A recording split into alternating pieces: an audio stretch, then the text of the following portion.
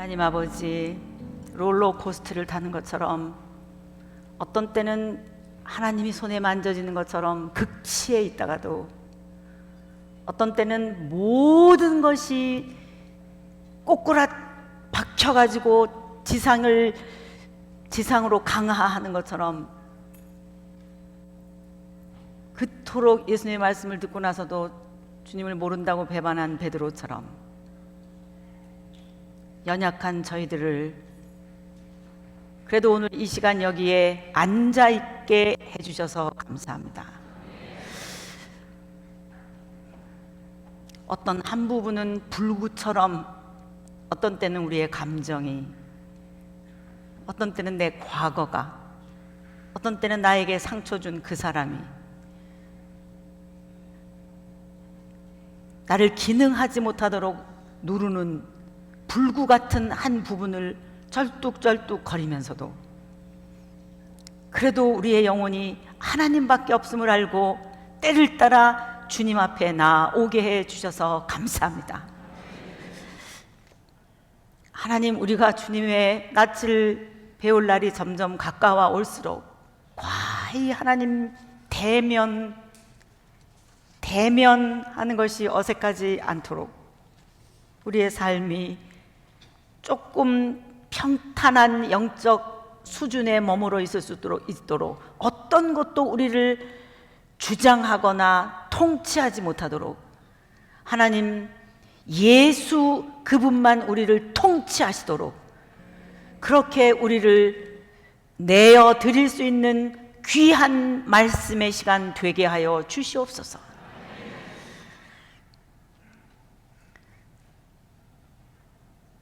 망한다, 그러다 죽는다, 너 지금 하고 있는 건 죽음이야, 절망이라고 야곱이 쩔뚝거리는 한 육신의 부분을 이끌고 나머지의 인생을 살았던 것처럼 우리의 연약함이 늘 우리를 엄습해와도 왜 구원자가 그러므로 우리에게 계셔야 하는지를, 추상 개념이나 관념이 아니라 우리의 구체적인 삶 속에서 그것을 만질 수 있도록 실제적인 구원이 되게 하여 주시옵소서. 오늘 진리의 영으로 우리 가운데 임재해 주시기를 원하며 예수 그리스도의 이름으로 기도합니다. 아멘.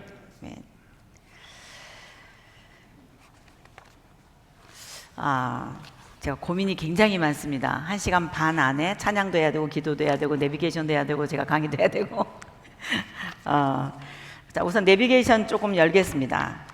우리 어저께 마지막 강의가 8개월 후 갈릴리로 이동, 갈릴리도 들썩들썩. 우리 제목으로는 신약에서 제목으로는 레슨 3 101페이지가 됐었죠. 이제는 조금씩 거기에 있는 도표도 여러분들이 익숙하실 것 같습니다. 그러니까 범위가 어디까지인가.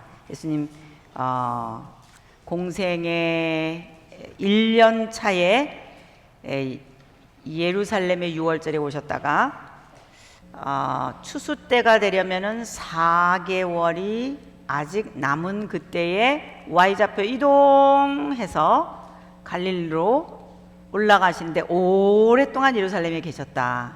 첫 6월절에 오셔서 결론적으로 일어난 일이 뭐냐라고 하면 그동안 어마어마한 새로운 무브먼트, 새로운 영적인 운동이라고 말할 수 있는 세례 요한 운동에 참여했었던 제자들을 다 인수하셨다. 세례 요한은 그가 말한 대로 그는 흥하여야 하였고 나는 망하여야 하리라 말대로 세례 요한은 감옥으로 갔고 예수님은 세례 요한의 청중을 인수하셨고 그러는 동안에 많은 표적, 그가 그이셨다라고 하는 표적을 알 수 있도록 하셔서 학자 스칼라 그룹 중에 니고데모 쪽 라인에 있는 공동체 사람들, 그 스칼라 라인, 우리는 당신이 하늘로서 오신 분인 것으로 결국 인정을 했습니다. 그런 영적인 토킹을 할 수 있을 정도, 그 최고의 학자라고 말할 수 있는 니고데모 서클에 있는 스칼라 그룹의 사람들이 예수님에 대한 입장 정리를 우리가 요한복음 3장에서 읽을 수 있고, 그러는 어간에 세례 요한의 제자들은 보십시오, 저 많은 사람들이 이제는 예수님에게, 당신이 가리키던 예수님에게로 갑니다. 그는 흥하여 하겠고 나는 망하여 하리라. 이런 장면이 요한복음 3장에 있고, 그래서 우리는 3장 16절, 그렇게 예수님이 세례 요한의 제자를 인수하실 수 있도록 한 메시지, 병을 고치신 것도 아닌데 그게 무엇이었을까라고 하는 것이 예수님의 초기 메시지였고, 예루살렘 유대 지역에 그래도 하나님의 나라를 기다리고 하나님께 예배하며 정직한 영으로 사회를 내다보며 마음으로 고민하고 있는 야성을 지닌 그런 사람들이, 그래도 저분은 우리의 리더이다 라고 생각이 되었던 세례 요한에게 몰려서 하나의 어떤 무브먼트, 운동이 됐었었는데, 그런 큰 운동을 인수하실 정도의 시간이 약 8개월쯤 걸린 것으로 보여집니다. 그러다 드디어 바리새파 그룹의 입장 정리가 정확하게, 이제는 세례 요한이 아니라 예수다. 이제는 어떤 이 칼라가 달라진 거예요. 판도가 바뀐 거예요. 엄청난 운동이었는데 이제는 예수님에게로 이런 민중의 칼라가 몰려오게 됐다. 그때 예수께서는 이제 이곳에서 일할 만큼은 했다. 그 목적이 세례 요한의 청중을 인수하시고 그 길을 평탄케 한 세례 요한의 사역을 take over, 계승하셔서, 인수하셔서 계속해서 이제 예수님이 일하시려고 하는 그 다음 방향으로 흘러갈 수 있도록 그런 일이 지금 일어난 것이다. 그래서 이제 Y좌표 이동, 더 이상 유대에 계실 이유가 없으신 예수님께서 사마리아를 거쳐서 이동하셔야 되겠는지라.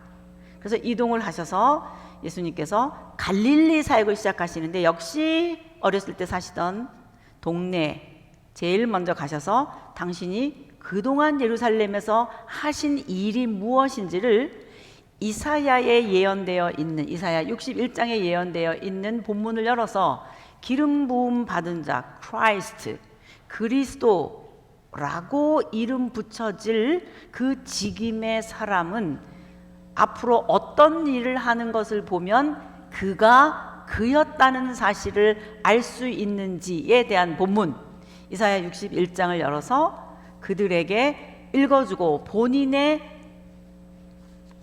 정체성, 나는 기름 부은 자이다 라고 하는 것을 드러냈습니다. 더 이상 그들이 받아들일 수 없었을 때 예수님은 이사하셨다. 어디로? 가버나움으로. 그래서 가버나움에서 4명의 제자를 다시 부르셔서 이제는 파타임이 아니라 풀타임으로 나를 쫓아라. 그물을 버려라. 이제까지 같이 사역하셨었는데, 그리고는 요한복음 5장으로 다시 와서 예루살렘으로 내려갔어. 베데스다 연못에 38년 된 중풍병자를 고치신 이후 다시 기득권자들, 정치 지도자들에게 이슈가 되신 그 내용이 안식일에 일을 했다. 현행범으로 리더이고 지도자이면, 앞장서서 누군가를 이끌고 있는 사람이면 걸릴 수밖에 없는 장로의 유전에 걸려드셔서 예수님이 그거에 대해서 반론을 제시하고 변론할 수밖에 없는 상황이 됐을 때 하신 그 유명한 자증적 설교, 나와 아버지는 하나이다. 아버지께서 지금까지 이 일 하시니 나도 일한다. 아버지의 일은 생명일이다. 창조일이라는 것은 생명일이다. 하나님의 전공은 생명이시다. 나도 그 일을 한다. 아버지께서 지금까지 이 일 하신 결과가 창조의 끝이 무덤이겠느냐. 나는 더 큰 일을 나에게 맡기셔서 하는데 무덤에서 일으키시는 일, 무덤에서 일으키는 일, 내가 진실로 진실로 너에게 이르노니 내 말을 듣고 또 나 보내신 이를 믿는 자는 영생을 얻었고 심판에 이르지 아니하나니 사망에서 생명으로 옮겼느니라. 이런 말씀이 우리에게 깨달아져야 돼요. 이게 아주 일사불란한 논리를 가진 예수님의 설교의 흐름이었어요. 예수님이 이 땅에 오셔서 하고 싶으신 설교의 내용이 무엇이었느냐라고 했을 때 이거예요. 이거를 요한이 캐치했어요. 공관복음, 마태, 마가, 누가에 없는 아주 일사불란한 영생이라고 말할 수 있는 구원 언어. 바울 같은 경우는 이신칭의예요. 믿음으로 말미암는 구원 또는 by grace, 은혜로 말미암는 구원이에요. 이게 바울 신학이에요. 폴 라인, 바울 쪽 라인에서 찾아낼 수 있는 구원 언어예요. 근데 요한 쪽에서 찾아낼 수 있는 구원 언어는 eternal life예요. 영생. 같은 뜻이에요. 자기 생명이 안전보장받는 것, 하나님 생명을 갖는 것, 그것이 구원인 거예요. 그것을 바울은 바울 쪽 사이드에서 정의 내리고 요한은 요한 쪽 사이드에서 깨달은 대로 정의를 내리는데 우리는 지금 요한 신학을 배우고 있는 중인 거야. 그러니까 공관복음 셋 안에는 찾을 수 없는 요한만 깨달은 일사불란한 구원론, 요한이 깨달은 예수, 요한이 들은 예수님의 말씀이 무엇을 말하는지를 그 요한을 통해서, 그가 직접 육성으로 들었던 그 요한을 통해서 기록하게 하시고, 그것이 오늘 문자화된 것이 오늘 우리 성경에 그대로 있어서 오고 오는 인류 가운데 죽음이 궁극적 딜레마인 모든 인류 앞에 그 누구도 말하지 못했었던 죽음을 이기는 생명을 안전보장 받을 수 있는 영생이라고 하는 언어를 쓰시면서 당시 1차 청중들에게 말씀하셨던 내용을 오늘 우리가 요한을 통해서 듣고 있는 거예요. 주여, 이 말씀이 진리의 영이신 성령님으로 말미암아 지금까지도 하나님의 은혜를 주셔서 깨달아 알 수 있도록 해주셨거냐, 앞으로 이 말씀에 우리들이 잠기게 하여 주시옵소서. 이게 재밌어지게 하여 주시옵소서. 영생이 우리의 단어가 되게 하여 주시옵소서. 구원을 입으로 풀어낼 줄 아는 사람들이 되게 하여 주시옵소서. 죽음 마스크 쓰고 있으면서 오늘 우리에게 굉장히 도전이 되는 말씀이 되는 줄로 믿습니다. 우리 내비게이션 101페이지를 보시면 8개월 후 갈릴리로 이동, 갈릴리도 들썩들썩. 자, 102페이지 와보세요. Y좌표 이동하셔서 갈릴리로 오신 다음 일어난 일이 뭔가, 제가 지금 간단히 말로도 복습했지만 내비게이션 안에는 어떤 식으로 되어 있는지 제목만 제가 찍고 지나갈 테니까 내가 이거를 앞으로 이렇게 읽어야 되겠구나, 아하, 이거 왜 이렇게 읽어야 되는지 이해가 되네, 이러면서 따라오시면 좋겠습니다. 첫 갈릴리 사역인 거예요. 이제까지 예루살렘에서 유명해지셨던 거예요. 예루살렘 청중들을 먼저 인수하신 거였어요. 거기가 진앙지였던 거예요. 그래서 거기서 먼저 예수님이 유명해지셨던 거예요. 이제 갈릴리로 처음 가시는 거예요. 사역자로서 예수님보다 더 유명해진, 예수님보다 더 먼저 예수님의 소문이 와서 유명해진, 예수님은 아직은 안 오셨는데 예수님 소문을 들어가지고 더 많이 알려진 갈릴리 도의 사람들을 향하여 예수님께서 어떤 사역을 하시는가, 이것이 갈릴리 1차 사역이다. 그래서 8개월 후 갈릴리로 이동, 갈릴리도 들썩들썩 이런 제목으로 드디어 8개월 만에 갈릴리 입성, 사람들이 유명해진 예수님을 알아보다. 이 생각을 갖고 본문 요한복음 4장 43절 45절을 읽어라. 그 다음 요한복음 4장 46절에서 54절, 갈릴리 지방에서의 두 번째 이적, 왕의 신하의 아들을 고치시다 오시는 길에, 갈릴리로 들어오시는 길에, 입성하시는 길에 일어났었던 일. 아하, 이때 일어난 일이구나. 그 다음 104페이지, 고향 나사렛에서 밀려날 수밖에 없었던 배척 사건이 터지고. 자, 이사야 61장 내용 밑에 있죠. 예수님을 이사 가시게 만든 설교. 그 다음 이제 105페이지에 오면 이사 오셔서 가버나움에서 일어난 일이 뭐냐는 마태복음 정보로 가는 거예요. 이제 이렇게 이어지는 겁니다. 그래서 마태복음에도 있고 마가복음에도 있는데 이사할 수밖에 없는 상황이다. 새 거주지는 가버나움. 비로소 선파하여 가르치다 회개하라 천국이 가까웠느니라. 자, 여기 이 안에 본문에 보면 이미 세례 요한은 감옥에 가 있다. 이런 내용들도 들어 있습니다. 다음 106페이지, 가버나움에서 제자들을 풀타임으로 다시 부르시더니 본격적인 갈릴리 사역이 시작되다. 그 다음 가버나움에서 어느 안식일 하루에 일어난 여러 가지 일, 이것이 갈릴리 1차 사역의 굉장히 중요한 내용입니다. 베드로의 장모님을 고쳐주시는 일, 그리고 많은 병자들을 고쳐주시는 일, 그런 일이 써 있습니다. 제가 내용을 다 써놨습니다. 읽고 나서 본문을 읽으면 되겠고요. 108페이지, 그 치유의 안식일 밤 지나고 거의 밤을 새신 듯해요. 예수님께서 밤에 잠도 못 주무시고 거의 뭐 밤을 새도록 일을 하셨어요. 생명열정이라고 나는 이름 짓고 싶다. 거기 밑에 이렇게 써놓은 거 있죠. 사람은 영생할 수 있다. 이 진리를 전하고 싶은 생명에 대한 열정. 밤이 맞도록 사람들을 병을 고치시면서도 또 밤이 맞도록 기도하시고, 그리고 일찍이 제자들이 보니까 예수님 기도하고 계시고, 뭐 사람은 영생할 수 있다는 진리를 전하고 싶은 생명에 대한 열정. 저는 이 글 쓰면서 얼마나 마음이 뜨거웠는지 몰라요. 사람 속에 사람은 영생할 수 있는 존재라고 하는 것을 질서정연하게 전할 수 있는 사람의 이 생명 열정, 우리 모두에게 이런 열정이 있기를 소원합니다. 그 다음 109페이지, 누가복음 5장 17절에서 30절, 그 순회 전도를 하고 난 다음에 꼭 붙어있는 두 가지, 중풍병자를 고치신 일과 레위 마태를 부르신 일, 이게 붙어 다녀요. 그래서 이 본문들이 들어있는 누가복음, 마태복음, 마가복음을 같이 읽으면 좋겠는데, 특별히 누가복음을 대표로 읽으면 좋겠다. 그래서 왜 이게 두 가지가 앞에 있을까라고 하는 거를 제가 조금 써놨습니다. 이것까지 디테일하게 제가 말씀드릴 수는 없습니다. 이걸 읽고도 이해하시는 분들이 계시고 이해하지 못하는 분도 계시고 그럴 텐데, 하여튼 저는 열심히 써놨어요. 예, 다 할 수는 없지만.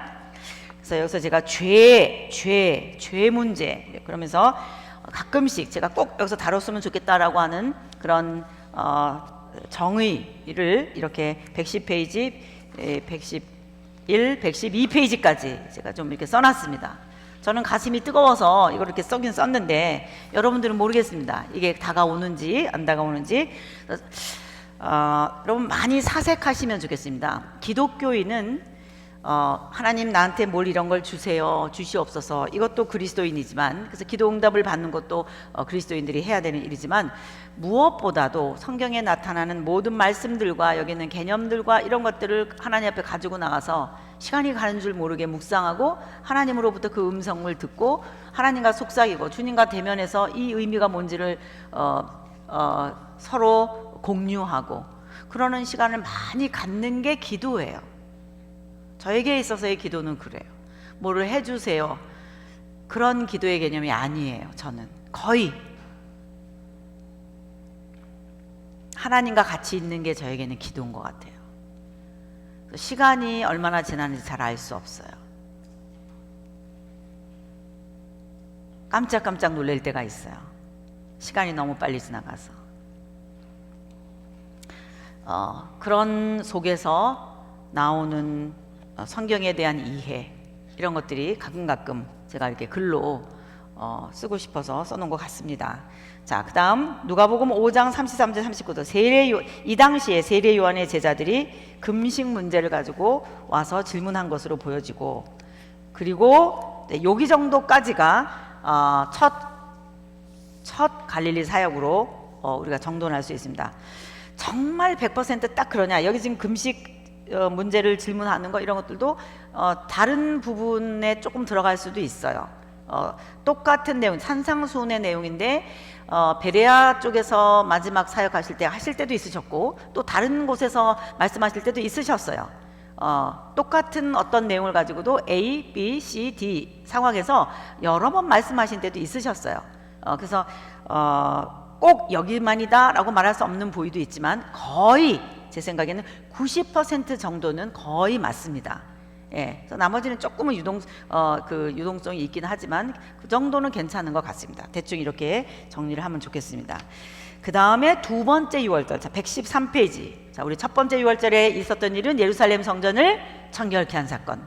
그 다음에 두 번째 6월절에 있었던 일은, 자, 두 번째 6월절은 안식일에 38년 된 중풍병자를 고친 거. 그래서 여기 지금 두 번째 6월절 114페이지 다시 Y좌표 이동해서 내려가셨고, 115페이지 베데스다 연못에 38년 된 병자를 고치신 것 때문에 아버지와 동등하다라고 하는 굉장한 타픽 아니에요? 한 인간이 아버지와 동일하다 이런 말을 한다라고 하는 것 자체가 굉장한 타픽입니다. 이건 굉장히 그것이 알고 싶다 해서 다뤄야 되는 심야 토론 이런 데 다뤄야 되는 건 거예요.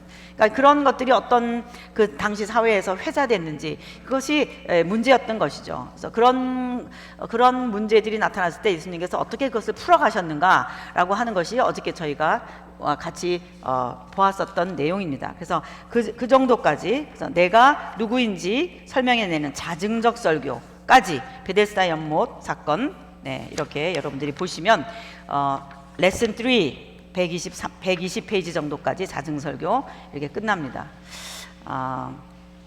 바로 이때가 예수님을 죽이기로 결단한 시작 지점이다라고 생각하셔야 돼요. 공적으로 예수를 죽여도 된다라고 하는 객관적인 증거가 잡힌 순간인 거예요. 예수를 죽여도 된다. 왜? 자기가 하나님과 동등하다고 말했을 뿐만 아니라 자기가 하나님의 아들이다. 자기가 곧 하나님이다. 이렇게 말했다는 거죠. 참남하도다. 신성모독죄라는 뜻입니다. 그래서 예수님은 신성모독죄에 의하여 죽여도 된다라고 하는 사내들인 공의회의 내적인 결의를 갖게 했다는 거죠. 우리 118페이지에 보면은 요한복음 5장 31절에서 47절 요 세션이 하나 있고, 또 그 앞쪽에 보면은 요한복음 5장 19절 30절 나 자증할 자격이 있다, 이런 내용이 있고, 그 다음 더 앞에 보면은 예수 하나님과 동등하다. 지금 이렇게 제가 세 파트로 요한복음 5장 38년 된 중풍병자 고친 내용을 좀 적어놨거든요. 자, 성경 읽으실 수 있겠습니까? 네, 내비게이션 따라서 조금씩 설명 들어가면서 조금 깊이 있는 사색을 하시면서 신약은 좀 여러분들이 깊어지는 시간을 가지면 좋겠다, 이런 생각 해봅니다. 자, 성경 요한복음 5장으로 한번 오겠습니다.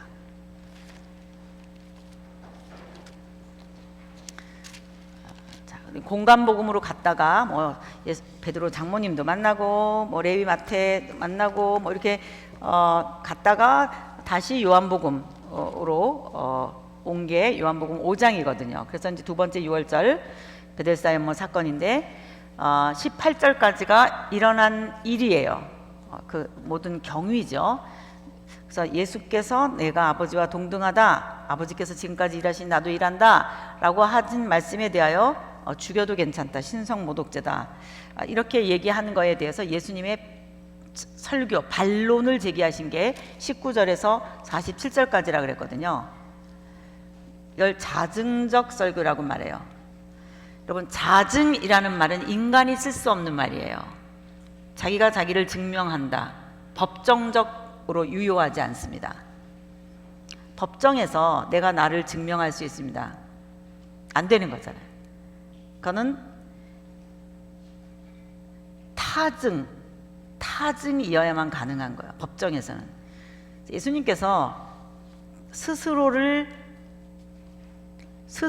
변증하시면서 나는 이런 존재이다, 나와 아버지는 동등하다, 나는 하나님의 아들이다, 아버지께서 일하신 것처럼 나도 일하는데 아버지가 나를 통해서 일하려고 하는 것이 무엇이었냐면은 사람이 무덤에서 끝나는 것이 아니라 무덤에서 일으키는 일을 하게 하시기 위해서, 죽은 자를 살리게 하시기 위해서, 아버지보다 더 큰 일을 하게 하기 위해서 나를 이 땅에 보내셨는데, 이것이 내 일이 아니라 아버지의 일이다.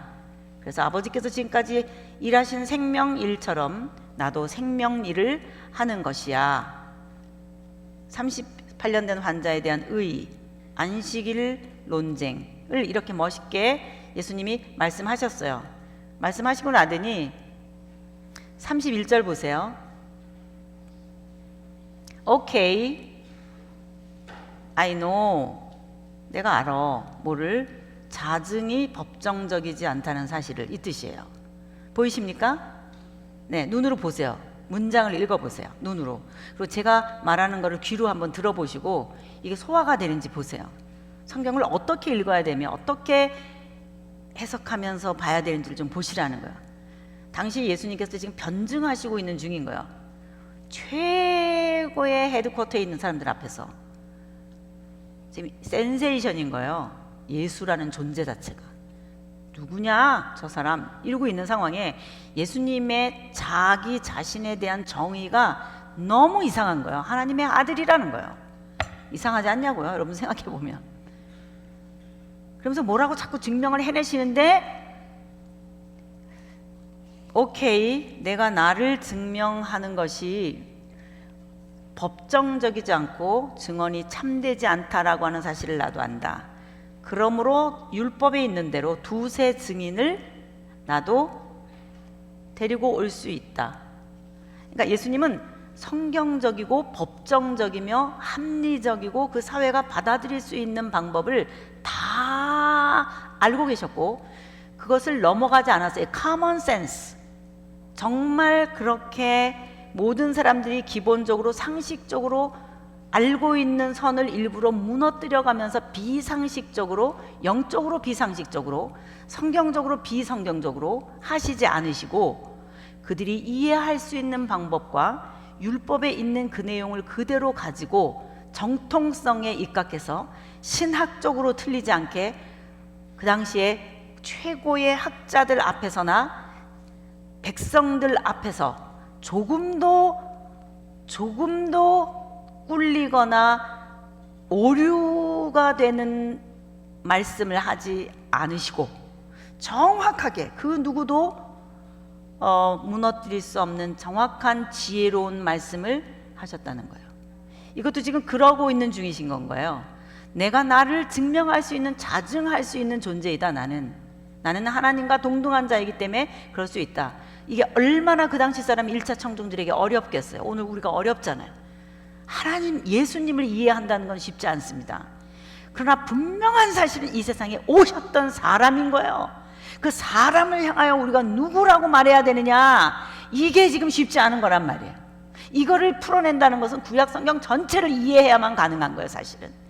왜냐하면 여기서 쓰고 있는 예수님의 이 장면 자체가 당시에 유대를 배경으로 하고 있는 거예요. 유대는 구약을 배경으로 하고 있고 이게 전부 다 연결되어 있기 때문인 거예요. 오늘 우리처럼 21세기를 살고 있는 한국 사람들, 예수 믿은 지 얼마밖에 안 된 사람들이 예수를 그리스도라고 말을 하고 그게 무슨 의미인지를 안다는 것 자체가 굉장히 저는 어렵다고 생각합니다. 그 세계 속 그 안으로 들어간다는 것이 어렵다고 생각합니다. 저 자신 역시 성경을 보면 볼수록, 이런 본문을 읽으면 읽을수록 당시 유대인들도 이해하기 어려웠던 거거든요. 눈에 보이는 인간 예수인데 그가 하나님의 아들이라고 표현하고 있는, 인간의 용어로밖에 표현할 수 없어서 쓰고 있는 그 언어를 통해서 당신이 누군지를 설명해 내려고 할 때 예수님 자신도 얼마나 힘드셨겠어요. 언어 속에 갇혀야 되고, 문법 속에 갇혀야 되고, 개념 속에 갇혀야 되고, 상식 속에 갇혀야 되고, 그 범위 안에서 그래도 당신 자신을 설명해 내려고 하신 이 열심, 하나님의 열심.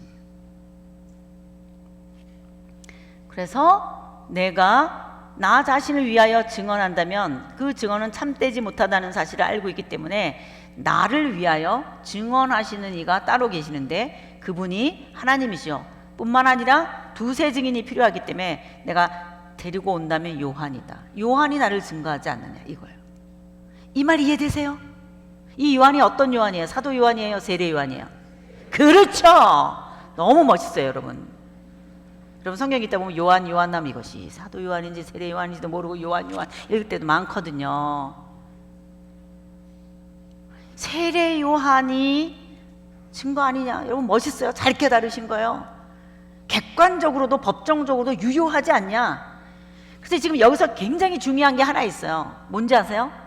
이제 당국자들은 세례 요한 운동을 공식적으로 입장 발표를 해야만 되는 딜레마가 있는 거예요. 세례 요한 운동에 대해서 공식적인 입장을 발표해야 돼요. 백악관에서 청와대에서 공식 입장 발표하잖아요. 굉장한 힘이잖아요. 공식 입장이라는 것은. 그거하고 똑같은 거예요. 당국자들이 이 어마어마한 세례 요한 운동에 대하여 공식 입장을 발표해야만 돼요. 지금 예수님이 이것을 십자가에 못 박혀 돌아가시기 전 화요일 날 신앙 논쟁을 하는 순간까지 이걸 붙들고 갔어요. 제가 그래서 오늘 여기 머물러 서 있는 거예요. 이 본문에 예수님이 이거를 왜 붙들고 계신가? 예수님은 왜 세례 요한 운동에 대한 당국자들의 공식 입장에 대하여 그렇게 물고 늘어지는가? 이걸 우리도 알아야 돼요. 어마어마하게 많이 나오거든요, 이 개념이 앞으로 뒤에. 왜? 예수님이 이거를 붙들고 있어야 된다고 생각하시는 거예요. 왜? 구약이니까. 그래서 지금 여기에 있는 대로 너희가 증인이 있어도 깨닫지 못한다. 하나는 세례 요한이요, 하나는 너희들이 믿고 있는 아버지이다. 너희들이 믿고 있는 하나님이시다. 그럼에도 불구하고 하나님의 증언을 너희들이 이해하지 못하는 이유는 너희가 불행하게도 지금까지 한 번도 내 아버지의 음성을 들은 적이 없고 그 모습을 본 적도 없다. 제가 지금 35, 36, 37, 38절을 쭉 해석한 거예요. 지금 쭉 31절부터. 바로 이 순간에 나온 게 그 유명한 성경의 정의예요. 너희가 영생을 얻고자 하여 성경을 상고하거니와 이 영생이 곧 누구에 대하여? 너희가 영생을 얻고자 하여 이 성경을 상고하거니와 이 성경이 곧 누구에 대하여 쓰여 있는 것이다? 나에 대하여 증거하는 것이다. 얼마나 정확한 성경의 정의를 이런 콘텍스트 속에서, 이런 상황 속에서 하실 수밖에 없었냐 이거죠. 여기서 말하는 성경은 올드 테스트먼트예요. 구약이에요. 너희들이 성경 갖고 하나님 말씀이라고 지금도 성전에서 공부하고 지금도 말씀 연구하고 그런다며. 너희들이 성경 하나님의 음성이라고 들어본 적이 없는 사람이기 때문에 나를 이해하지 못하는 것이다. 하나님이 증언하거니와 구약 성경이 나를 증언하거니와 너희들은 내가 누군지 지금 알지 못하는 거야, 이런 뜻이에요. 자, 제가 지금 이렇게 열심히 풀으니까 예수님의 설교가 조금 이해되십니까? 여러분들 예수님의 설교가 귀에 들리기를 소원합니다. 이게 어마어마한 내용들인 거예요. 어떻게 하면 우리가 이 예수님의 설교가 들릴 수 있을지 주여 우리에게 계시의 영을 허락하여 주시옵소서. 어떤 때 생각하면 좀 너무 슬프지 않으세요? 예수 믿는데 성경을 읽어도 무슨 말인지 모른다는 사실이.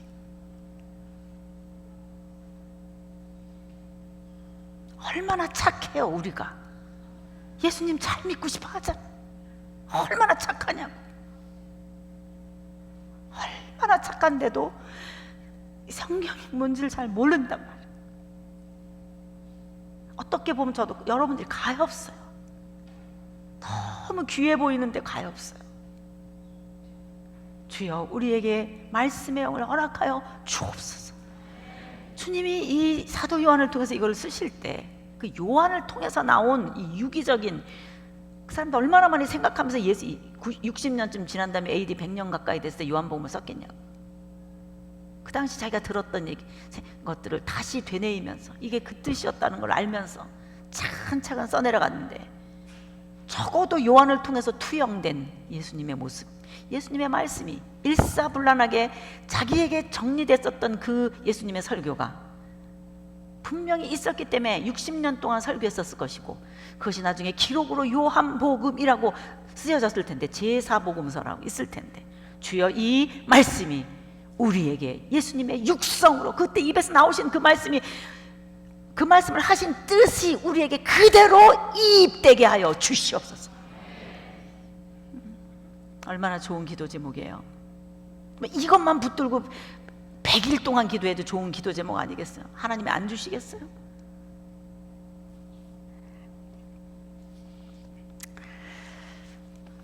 자, 이제 이렇게 해서 여러분들이 성경을 좀 읽으시면 좋겠고,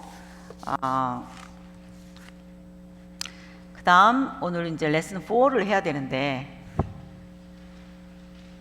자, 여러분 내비게이션 몇 쪽인가요?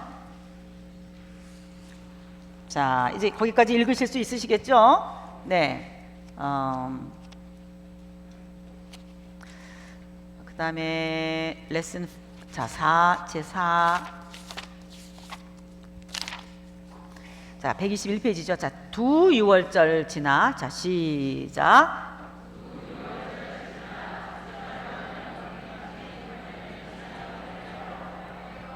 네.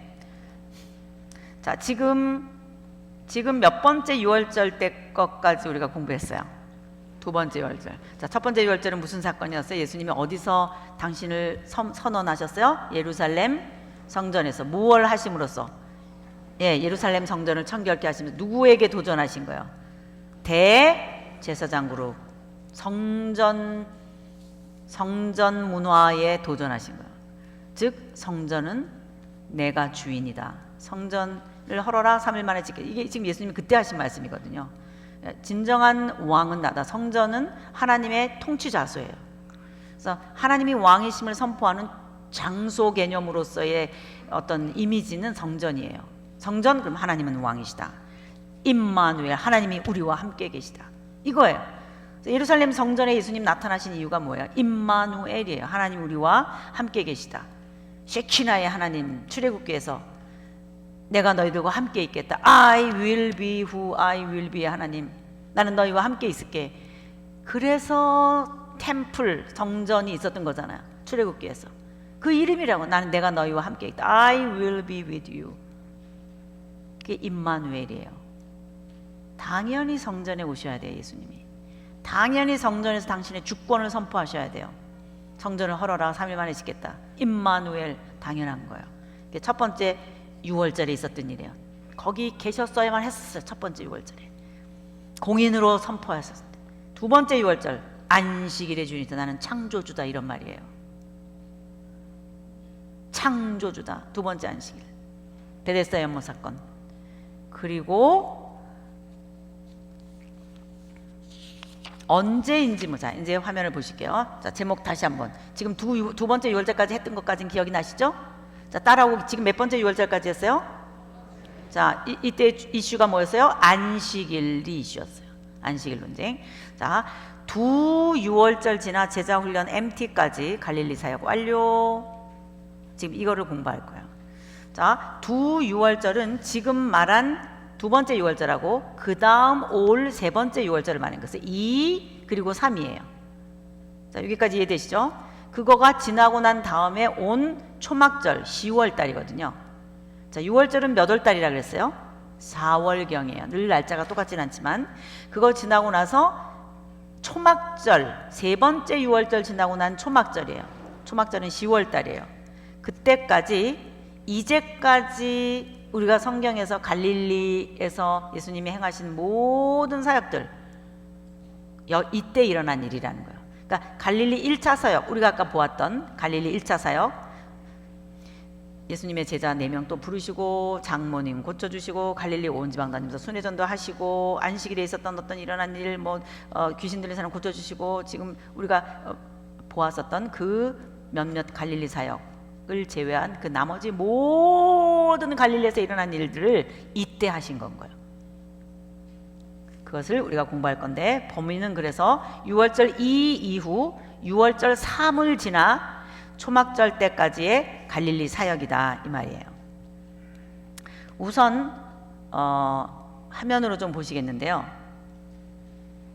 여러분 그 내비게이션에도 있지만, 자, 우리가 지금 두 번째 6월절에 예수님께서 Y좌표 이동하셔서 베데스다 연못에 오셔서 안식일에 병을 고쳐주셨다까지 했어요. 이게 여기에요. 어느 정도의 기간인지는 알 수가 없어요. 우리가 첫 번째처럼 약 8개월쯤 이런 거 우리가 몰라요. 왜? 정보가 없어서. 그래서 제가 여기 퀘스천 마크를 해놨어요. 왜 퀘스천 마크냐? 올라간 때가 언제인지 모르는. 그 때가 어느 때인지 모르는 거예요. 그건 무슨 말이에요? 이 기간도 얼마만큼인지 알 수 없다는 뜻이에요. 그래서 대충 해놓은 거예요, 그냥. 그래서 퀘스천 마크예요. 그러나 어쨌든 지금 예루살렘에서 베데스다 연못 사건 이후 우리가 지금 다루었던 그런 어마어마한 내용을 당신 자신이 누구신지를 드러내놓고 많은 지도자들에게 이제는 죽여야 되겠다, 이런 판단을 내리도록 하는 사건이었죠, 이게. 그리고 나서 예수님께서 그 이상 여기에 계신 흔적이 없어요. 흔적이 없어요. 이거 하나가 딱 있는 거예요. 그래서 언제인지 모르지만 그러나 Y좌표 이동했다고밖에 볼 수 없는 이유가 뭐냐면 엄청나게 많은 갈릴리 사역이 있는 거예요. 그 다음에 나오는 성경 본문을 보면 공관복음이든 요한복음이든 그 다음에 여기에 엄청나게 많은 일들이 일어나는데 그게 다 어디에서 일어난 일이라고요? 갈릴리. 그래서 두 유월절 지나 초막절 때까지예요. 그럼 왜 초막절 때까지라고 범위를 정했냐? 이때 따라하겠습니다. 예루살렘 행을 하시기 때문이에요. 이때 예루살렘으로 가세요. 이게 6개월 남겨놓은 때예요. 뭐를 6개월 남겼냐? 십자가를 못 박혀 돌아가신. 자, 이게 지금 세 번째 6월절이면 네 번째 6월절이 있겠죠. 지금 여기 초막절이 10월경이면 4월경이잖아요. 이게 네 번째 6월절이란 말이에요. 이때 십자가에 못 박혀 돌아가세요. 요 기간이 6개월밖에 안 남은 때라는 거예요. 이 많은 시간 동안 다 어디서 사역을 하셨다? 갈릴리. 자, 어렵지 않으시죠? 범위. 네. 그래서 두 유월절 지나 초막절 때까지 갈릴리 사역은 여기서 완전히 끝내셨다. 더 이상 갈릴리에서 사역하지 않으신다, 이거예요. 어렵지 않아요. 그래서 이제 여기 있는 내용만 우리가 집어넣고 가면은 되는데, 제가 엉터리 박사리로 할 거예요. 시간이 짧아서 엉터리 박사리로 할 거지만 여러분들이 나중에 내비게이션 보면 아주 많은 내용들이 있어요. 그래서 이렇게 여러분들이 그렇게 이해해 주면 좋겠어요. 자, 우선 첫째, 지금 범위가 뭔지는 이해되셨죠? 네, 범위가 뭔지는 이해되셨어요. 자, 그 다음 여러분이 아셔야 될 것은 그 범위 중에 여기 가운데 3을 하나 잘라보세요. 이 3은 6월절이에요. 6월절에 예수님이 주로 어디에 가셨어요, 지금까지? 예루살렘에 가시는 거잖아요. 6월절 지키러. 그런데 세 번째 6월절에 예수님이 예루살렘에 지금 가셨냐, 안 가셨냐? 안 가셨어요. 맞죠? 그럼 뭐 하셨냐? 오병이어 보리떡 5개와 물고기 2마리로 5,000명을 먹이신 곳이 예루살렘이에요? 벳세다 들녘이에요? 갈릴리 벳세다 들녘이에요. 자, 여러분들은 지금까지 갈릴리냐 유대냐, 갈릴리냐 유대 예루살렘 그 지역이냐를 구별을 못하고 살아오셨기 때문에 이게 지금은 잘 정돈이 안 될 수도 있어요. 가만히 생각해 보세요.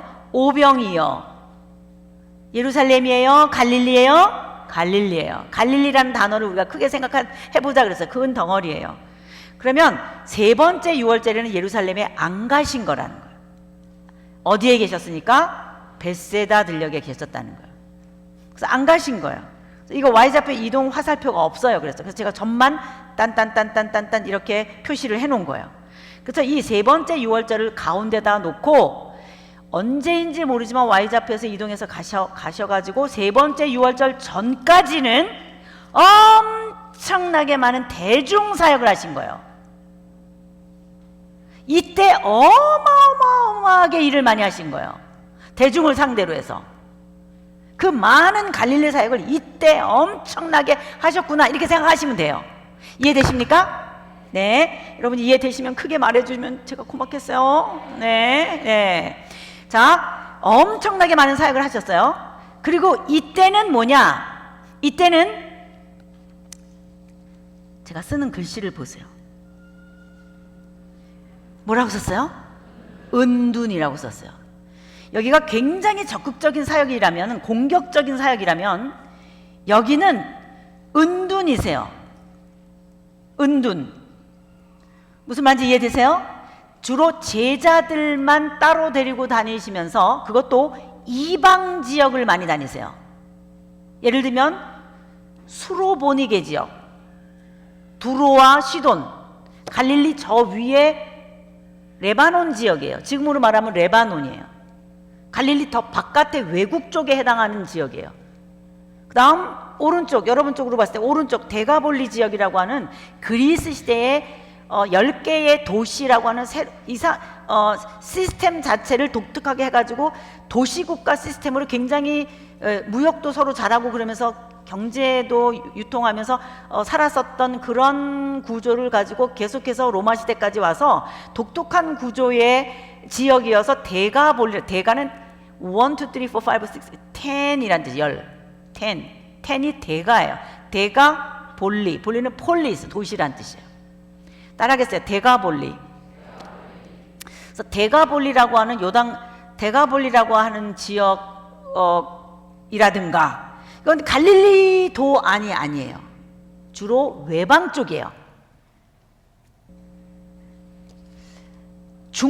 갈릴리의 중심이 되는 가버나움을 공략하신 게 아니고 인구가 많은 그 지역을 공략하신 게 아니고 갈릴리를 집중 타겟으로 일하신 게 아니고 이방 지역, 주로 외부 쪽, 사람 없는 쪽 이런 데를 다니면서 그냥 제자들을 데리고 소극적인 시간을 보내셨어요. 이렇게 생각하시라고요. 그게 은둔이다 이렇게 보라는 거예요. 그래서 이 대중사역을 할 때 또 하나 여러분 생각해야 될 것은 뭐냐면 이때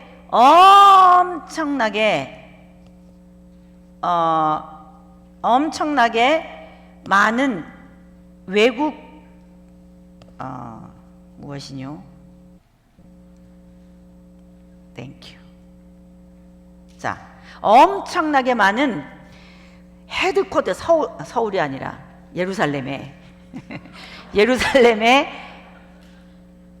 찍새와 짭새들이 정보 찍으러 쫓아다니는 중이에요.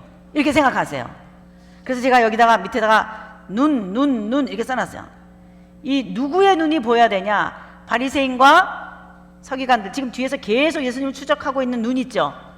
예수님을 폄하하고 예수님을 잡으려고 그 사람들의 눈이 쫓아다니고 있다고 생각하셔야 돼요. 왜? 엄청나게 많은 바리새인과 서기관들이 외식하는 바리새인과 얼마나 많이 나오는지 몰라요. 이때 본문에. 그게 무슨 말이냐? 뒤에서 계속 정보 뜯어가려고 삐삐 채워가지고 본부에서 보내가지고 갈릴리까지 찍새와 짭새들이 정보 찍고 있는 중이다 이렇게 생각하셔야 돼요. 그러니까 본부 사역 하던 사람들이 여기까지 파견 근무하러 왔구나 이렇게 생각하셔야 돼요. 그런 걸 여러분이 성경 읽으면서 찾아내시면 재밌어요. 자, 여기다 써놨으니까 가다 보면 그런 얘기도 있으니까 대충 프레임만 여러분들 이해하고 계시라는 뜻이에요. 자, 다시 제목 한번 해볼게요. 두 유월절 지나, 시작. 두 유월절 지나 초막절 제자들 무슨 MT는 멤버십 트레이닝이에요. 제자들 멤버십 트레이닝, 제자 훈련 MT. 언제 제자 훈련 MT를 했다는 뜻인가? 이 초막절 때.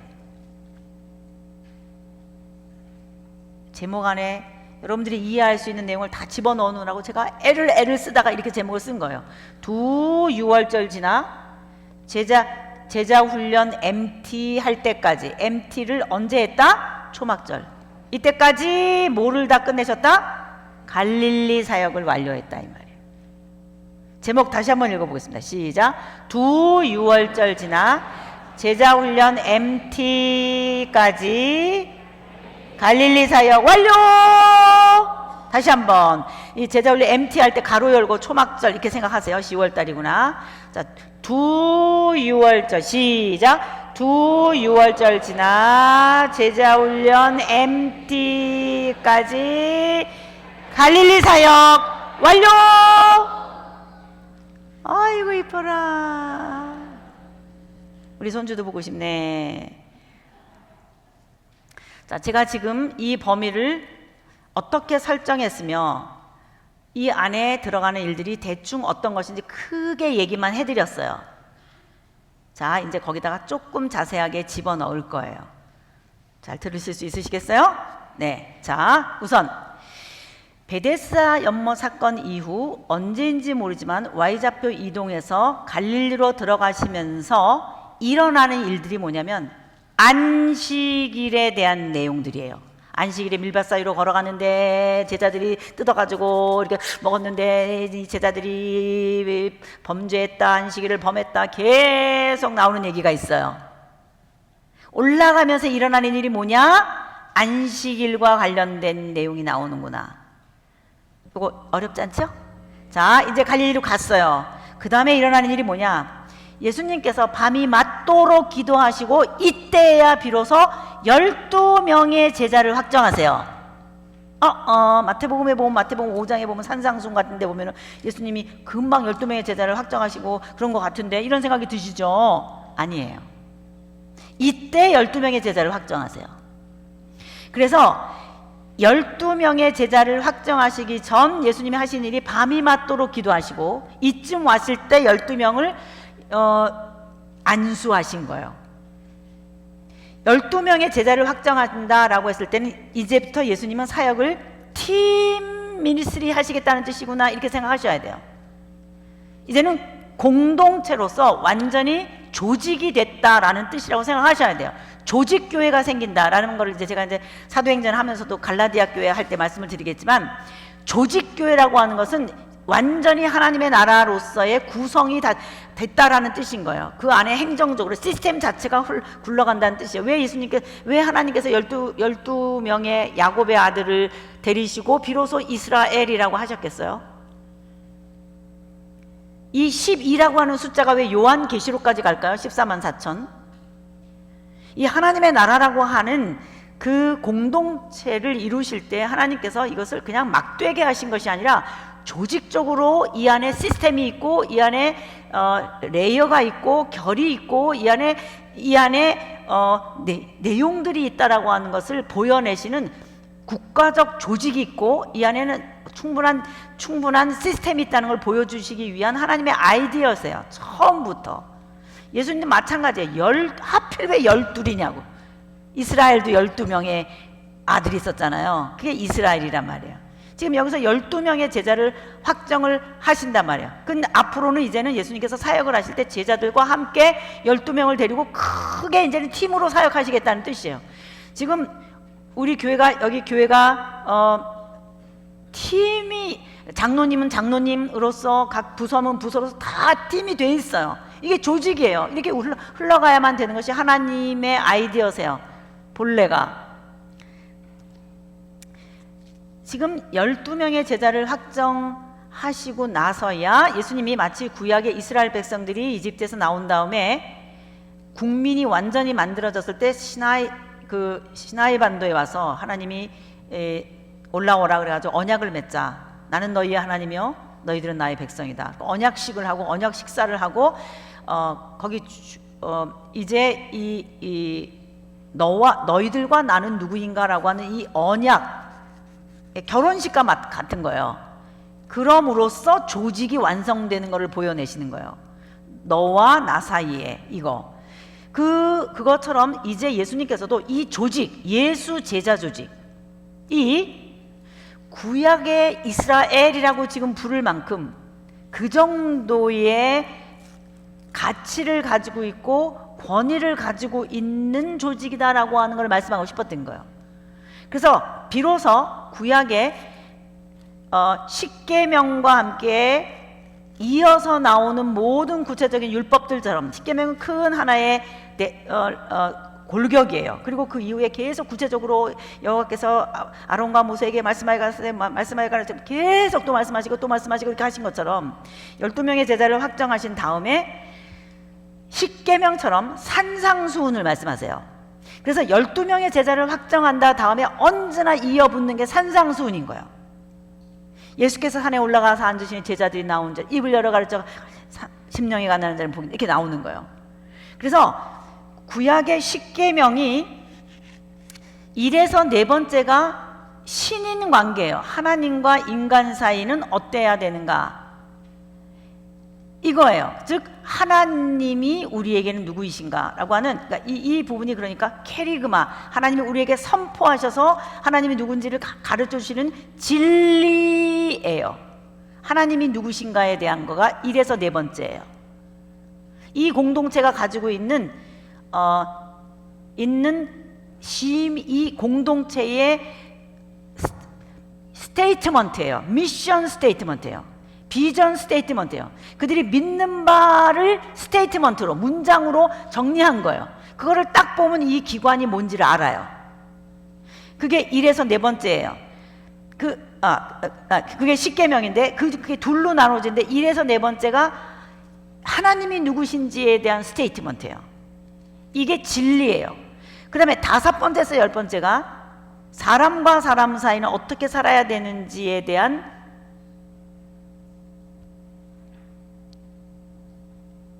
규례예요. 그래서 이렇게 되어 있어서 이걸 한마디로 말하라 그러면 하나님 사랑, 이웃 사랑이라고 말했어요. 즉 관계 원리예요. relationship. 누구냐는 거죠. 우리는 서로. 이게 하나의 스테이트먼트로, 믿는 바 도리로, 시민 정신으로 이 공동체의 뼈대로 있다.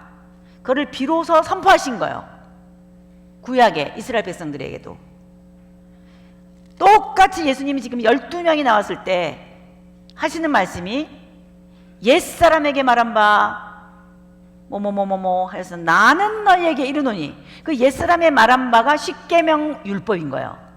지금 그거하고 똑같은 권위를 가지고 내가 너희들에게, 우리 예수 제자 조직 12명의 제자들은 새로운 하나님의 나라의 공동체로서 우리 조직은 산상수훈이라고 하는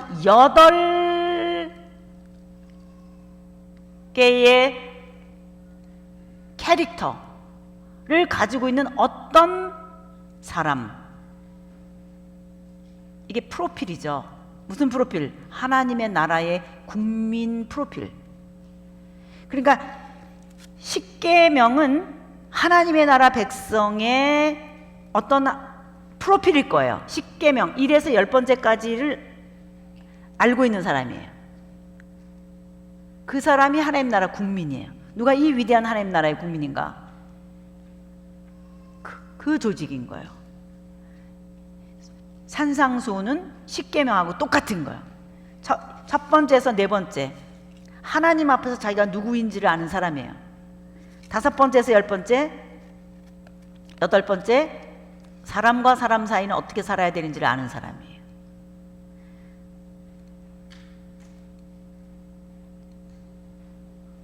공자는 군자를 기다렸어요.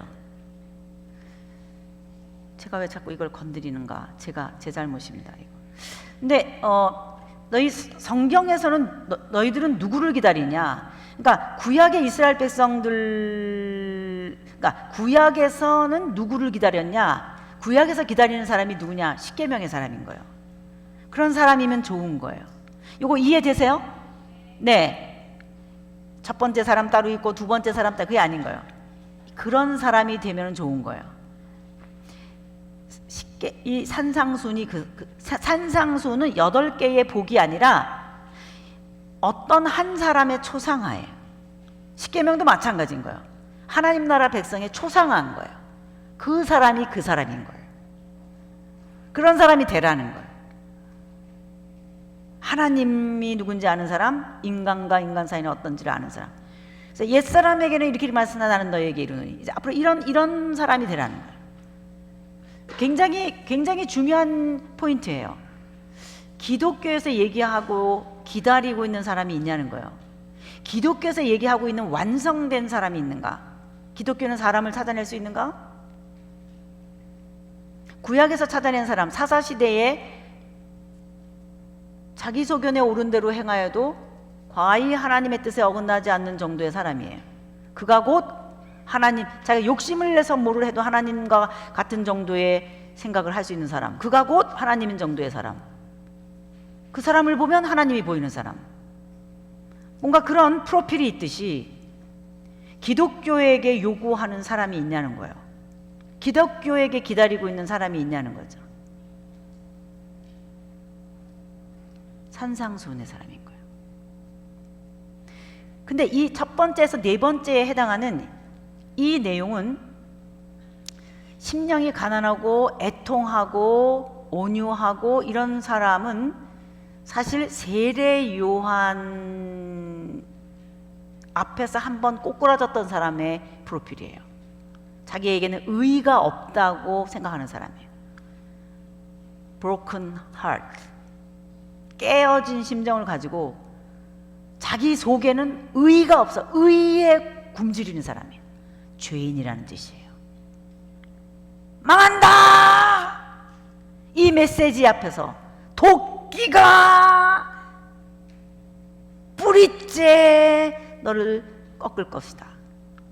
불을 살릴 거야, 키를 까부를 거야. 이게 심판의 메시지거든요. 그게 실제로 들리는 사람인 거예요. 미치겠는 거예요. 하나님 앞에서 내가 죄인이라고 하는 사실 때문에 every day, every moment 자기가 힘든 거예요. 자기가 얼마나 죄인인지를 아는 사람이에요. 하나님 앞에서 늘 오호라 나는 공관자로다.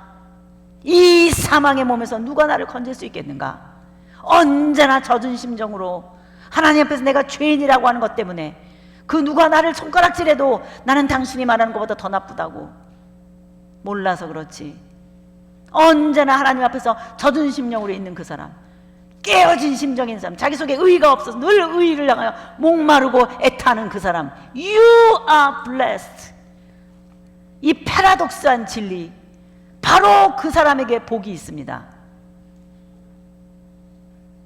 그 사람의 초상화예요. 그 사람의 기초가 그거예요.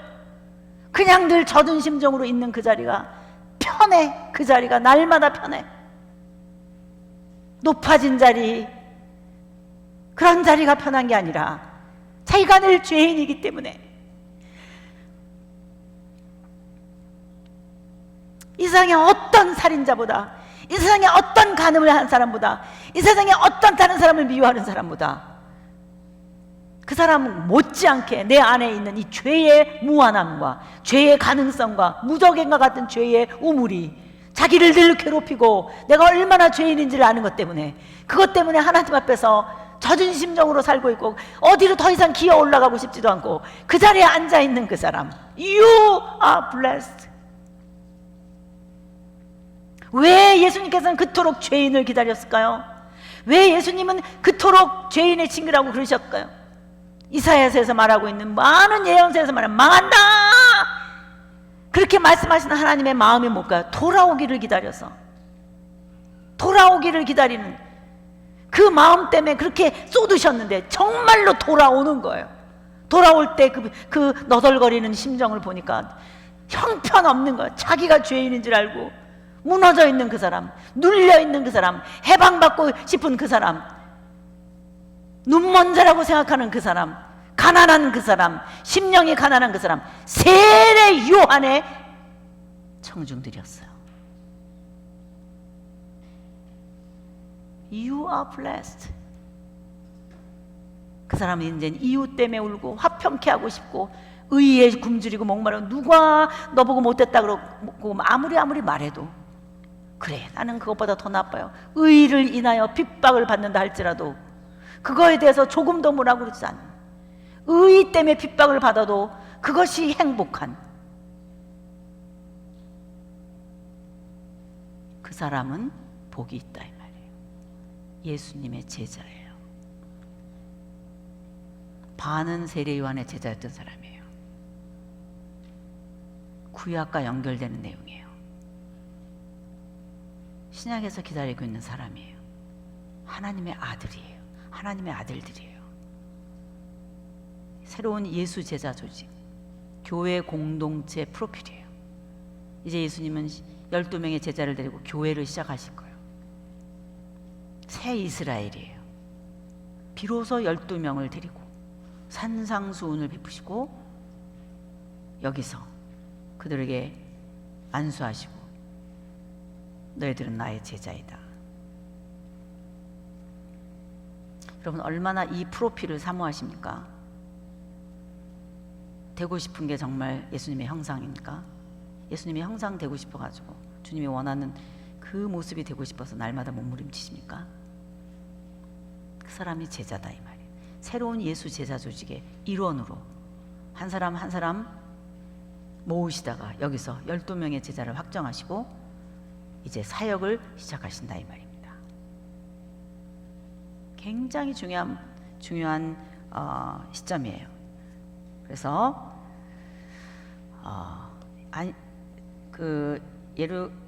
언제인지 모르지만 Y좌표 이동하셔서 안식일 논쟁 이후 오셔서 12명의 제자를 확정하시고, 그리고 이제 산상수훈을 베푸셔서 이제는 예수 제자 조직은 저런 비전 스테이트먼트를 가지고 있구나 라고 하는 것을 외부에서도 알 수 있을 정도로 예수당이에요. 그러니까 지금 뭐 헤롯당도 있죠, 뭐 바리새파 그룹도 있죠, 사두개파 그룹도 있죠, 많잖아요.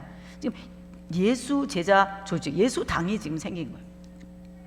그리고 나서 그 제자들과 함께 많은 사역을 여기서 하셨다, 팀으로. 그럴 때 많은 또 바리새인과 서기관들이 째려보고 있었다, 이렇게 생각하시면 되고요. 구체적으로 어떤 사역을 하셨냐, 내비게이션에 다 또 아까처럼 써놨으니까 그렇게 하나하나 이해하실 수 있으시겠죠? 네. 자, 그렇게 사역을 다 마치시고 났을 때 끝에 가서 두 가지 이 포인트를 여러분이 아셔야 돼요. 하나는 세례 요한이 이 당시에 이제 이 마지막으로 여기를 3차 순회 전도를 하시면서 많은 사람들에게 복음을 전하시되 제자들과 함께 하시면서 추수꾼이 필요하세요. 우리가 신천지 그러면 추수꾼이라고 하는 단어를 이렇게 내있지만 이게 여기서 나온 말이에요. 그러니까 이쯤 해서는 예수님을 모르는 사람이 없을 만큼 이제는 예수님은 굉장한 리더로 부상하셨단 말이에요. 그래서 여기서 예수님께서 제자들을 보내셔가지고 또 똑같이 제자들이 어떻게 사역을 하기를 원하시는지에 대한 매뉴얼까지 줘서 보내시면서 사역을 하게 하세요. 그래서 함께 사역을 하시는 모습을 볼 수 있는데, 나중에 여기서뿐만이 아니라 이쯤에서 지금 6개월 남겨놓고 십자가에 못 박혀 돌아가시는 그 때를 바라보면서 6개월 사역을 하려고 다시 이동하실 때에도 여기서 다시 추수꾼이 필요하세요. 여기는 갈릴리 추수꾼이고요, 여기는 유대 지역 추수꾼이에요. 여기서도 이제 한번 했지만 요때는 70인 전도단이라는 이름으로 나타나요. 들어보신 적 있으세요? 추수꾼이에요. 유대 지역 예수님 매니아들, 예수님의 제자들, 예수님의 팔로워들, 예수님의 백성들, 무리들을 같이 사역하고 싶으셨던 거예요. 12명 갖고도 안 됐어요. 그래서 아주 훈련된 이런 어떤 그 다음 정도에 해당하는 사람들이 있었겠죠. 찾으세요. 여기서도 마찬가지인 거예요. 그래서 아주 단도리를 잘 하고 싶어 하시는 갈릴리 추수꾼 내용들이 들어있어요. 거의 이제 여기는 대중사역을 마무리하신다고 생각하죠. 이쯤에서 제가 그랬잖아요. 여기 대중사역이라고, 여기는 은둔이고. 그리고 이때 일어난 일이 뭐냐, 세례 요한이 참수하는 거예요. 세례 요한이 목베이잖아요. 이때예요. 바로 세 번째 유월절 직전이에요. 세례 요한이 죽은 때가. 그래서 세례 요한도 참수당하고 하실 일도 대충 여기 갈릴리에서 다 하셔서 갈릴리 추수꾼이 마무리를 했고, 따로 조용히 제자를 데리고 한적한 곳에 가시느라고 가신 게 오병이어 사건이 일어난, 식당도 별로 없고 이런 곳에서 베세다 들녘에서 오병이어 사건이 있었다는 거예요. 이 흐름이 이해되십니까? 네. 지금 몇 번째 유월절 된 거예요? 세 번째 유월절 된 거예요. 세 번째 유월절에 일어난 일이 뭐라 그랬어요? 오병이어예요. 여러분 아는 대로 베세다 들녘으로 사람들이 엄청나게 몰려왔어요. 식당도 없었어요. 너희들이 먹을 것을 주어라. 여기서 이제 오병이어 의미는 여러분이 다 아십니다. 지금까지 예수님께서 내가 너희들에게 내 생명을 준다, 영생을 준다 그랬어요. 그 영생이 무엇인지를 조금 자세히 얘기하면서도 이것이 제가 천자사상, 누가 구원자이냐라고 했을 때, 누가 이 땅에서 진정한 백성들에게 복을 줄 구원자이냐라고 했을 때, 다른 종교에서도 성왕이다, 철왕이다, 이상국가 이론에서 나오는 그런 왕상도 그런 용어들을 썼지만, 천자사상이나, 그래서 예수님의 그 천자로서의 자기 변증, 제가 요한복음 5장에서 말씀드린 나와 아버지는 하나이다. 다른 종교가 질문해도 우리가 말할 수 있는, 우리 안에 너희들이 알고 있는 개념 다 설명할 수 있다. 너희들은 추상 개념으로서의 철왕이요 성왕이나 당신들이 알고 있는 이 땅에 진짜 오셨던 예수, 그분이 정말 하나님의 아들로서 오신 분이다. 얼마나 경쟁력 있어요? 꼭 그것처럼 이방 종교가 구원 개념으로 정리하고 있는 내용이 하빌 사상이에요. 하빌, 하나됨. 신인 하빌, 천인 하빌, 범아일 여사상, 아트만과 브라만이 하나가 된다. 우주와 나와 하나가 된다. 이게 범아일 여사상. 그래서 내가 곧 신이 되는, 내가 신인지 신이 나인지 알 수 없는 그런 경지. 이게 구원론이에요. 이방 종교에. 이게 범신론이라 그래요. 이거를 범신론의 구원 사상이 그거예요. 내가 이 안으로 들어갔는데 나는 정체가 없어져. 무아경지에 들어가. 그래서 나는 없어지고 우주와 하나가 됨으로, 하빌이 됨으로 내가 곧 우주다. 이게 하빌 사상이란 말이에요.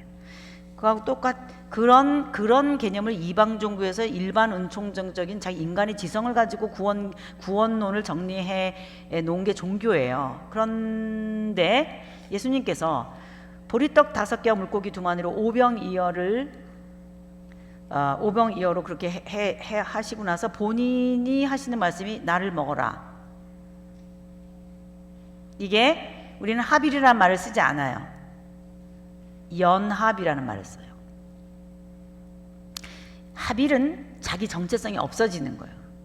지금 이 물을 바다에다 이렇게 집어넣으면 이 물이 있는지 없는지, 지금 들어가는 물을 못 찾듯이 정체성이 없어져요. 그런데 연합은 정체성이 없어지는 게 아니에요. 나는 나예요. 그러나 하나님과 하나인 거예요. 이게 연합이에요. 연합군 그럼 다 자기 나라 그 아이덴티티가 있잖아요. 이거는 굉장한 인격적인 교제예요. 하나님과 우리와의 교제. 내가 무아경제에서 기계처럼, 좀비처럼, 이게 아니에요. 정상적인 지정의를 가지고 있는 인간으로 있으면서 하나님과 교제하며 하나님과 연합하는 삶을 사는 거예요. 멋있는 거예요. 이렇게 멋있는, 이런 설명을 하는 종교가 없어요. 우리를 인격으로 인정해 주는 거예요. 나를 물이나 짐승이나 이런 다른 개념 처리하는 게 아니에요. 여기에 구원의 극치가 되는 연합의 개념을 주시면서 동시에 그분의 생명을 우리에게 준다. 이런 깊은 구원론을 더 자세하게 설명해 주는 부분이 오병이어 사건이에요. 이 사건을 이루고 나서 예수님께서 피하세요. 왜? 백성들이 우리가 더 이상 누구를 기다리겠는가? 이분을 왕으로 삼자. 이렇게 예수님께서 제자들 먼저 배 태워서 보내고 그 다음에 물 위로 걸어가신 거예요. 가버나움으로 가신 거예요. 베세다 쪽에서, 이렇게 지도가 있으면 베세다 쪽에서 여러분이 보실 때는 이쪽에서 이쪽으로 건너가신 거예요. 가버나움 쪽으로. 이렇게 배를 타고 건너가셨어요.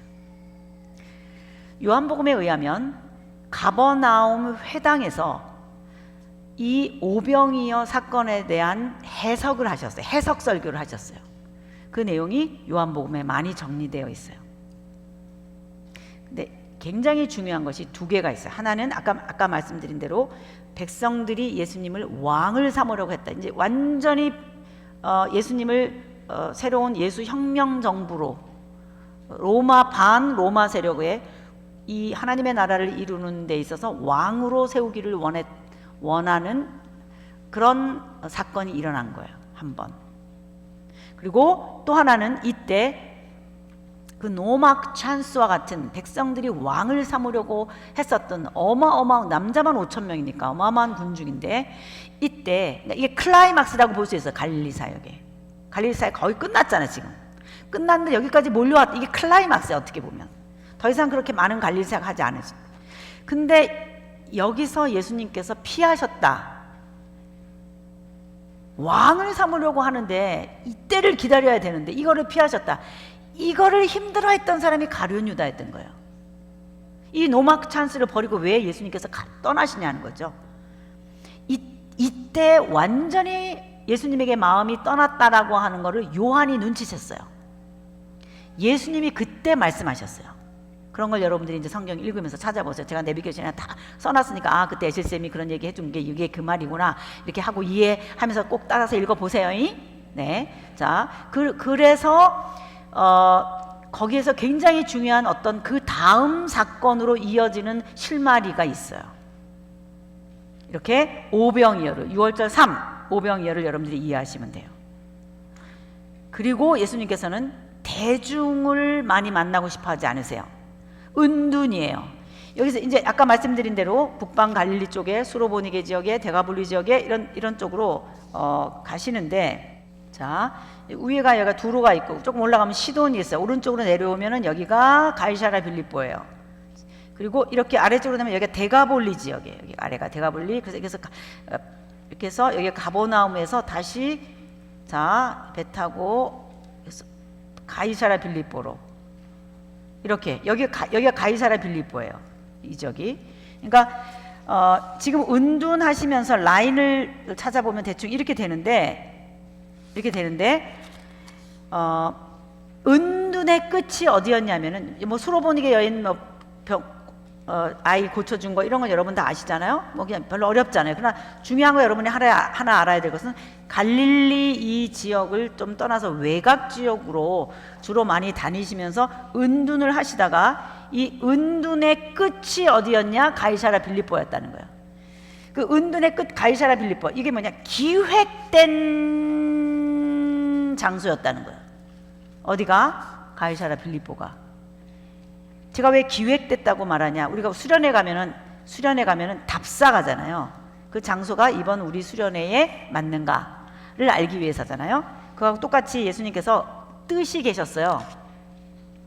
이번 수련회에 목적이 있으셨어요. 그 목적이 뭐냐? 첫째, 광고하고 싶으셨어요. 무엇을? 이제 나는 더 이상 갈릴리에 있지 않는다. 갈릴리에서 할 거 다 했다. 제목이 거죠. 두구 6월절 지나 제자 훈련 MT까지 무슨 사역 완료? 갈릴리 사역 완료. 대충 프레임이 그렇다 그랬잖아요. 지금 끝이에요. 여기 MT 온 거예요. MT는 다음 방향을 위한 목적이 있었어요. 그 다음 방향이 이제는 예루살렘에 6개월 동안 계셨다 십자가에 못 박혀 돌아가시는 거예요.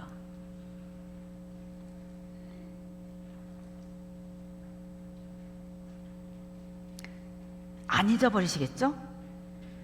두 6월절 지났어요. 그 안에 일어난 일 대충 정리했어요. 끝이 어디였다? 가이사랴 빌립보. 왜? 목적이 있으셨다. 무슨 목적인가? 첫째, 광고. 무슨 광고? 이제 예수님 어디 가신다? 이제 예수님은 어디로 가신다? 예루살렘에 가신다. 여러분, 이게 여러분한테는 별로 안 중요한 것 같죠? 제자들은 굉장히 중요했어요. 왜? 예수님이 뜨셔야 되는데 안 뜨시는 거예요. 어디에만 계셔요? 갈릴리에만. 제자들도 마찬가지고 예수님의 동생도 마찬가지고 주변 사람들이 전부 다 언제 예루살렘을 가시나 지금 그러고 있어요. 예루살렘 행을 공고하신 거예요. 광고. 그거 하려고 여기를 찾으신 거예요. 그 다음에 두 번째, 여기를 찾으신 이유가 뭔가? 예수님께서 강론을 하고 싶으셨어요. 강론의 주제는 첫째, 기독론이에요. 기독론은 뭐냐? 우리가 맨 처음에 예루살렘 성전을 청결케 하는 사건에서 그 사건 이후 그 사회가 발칵 뒤집어졌다 그랬어요. 저 사람 누구냐? 이거였다 그랬어요. 예수 그는 누구인가? 도대체 무슨 명찰을 붙여줘야 되냐?